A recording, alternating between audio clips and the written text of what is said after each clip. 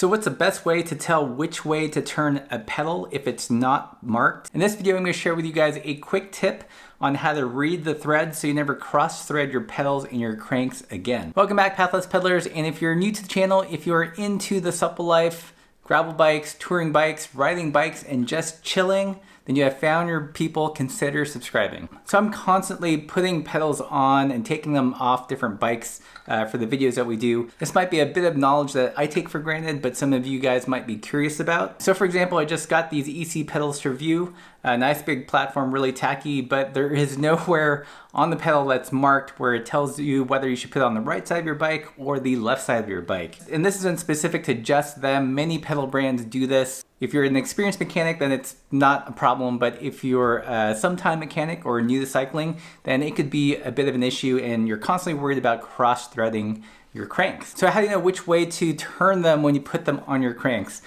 First, we need some common terminology. A bike has two sides, a drive side and a non-drive side. The drive side is the part with the big cog, otherwise known as a chainring. We'll call this the normal side, where the rules of lefty-loosey and righty-tighty apply.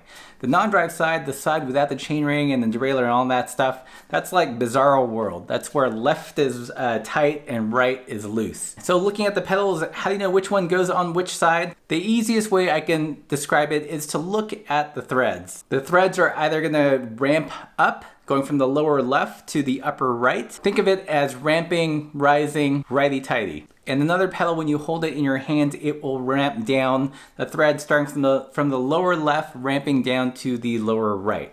That is the bizarro side where it's lefty-tighty and righty-loosey. Ramping up to the right is righty-tighty, lefty-loosey. That one goes on the drive side, so the normal side, the side with the big chainring. And by process of elimination, that must mean your remaining pedal is the one that goes on the bizarro side of the bike where left is tight and right is loose. So it can be a little tricky at first to kind of differentiate. You definitely want to clean off the thread so it's kind of obvious.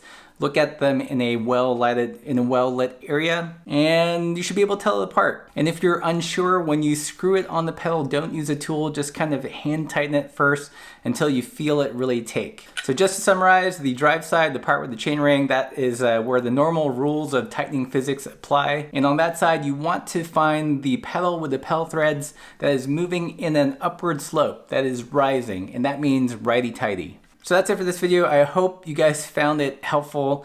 I know when I was a beginner, I had a hard time reading the threads, knowing what was right hand threaded or left hand threaded or what that even meant.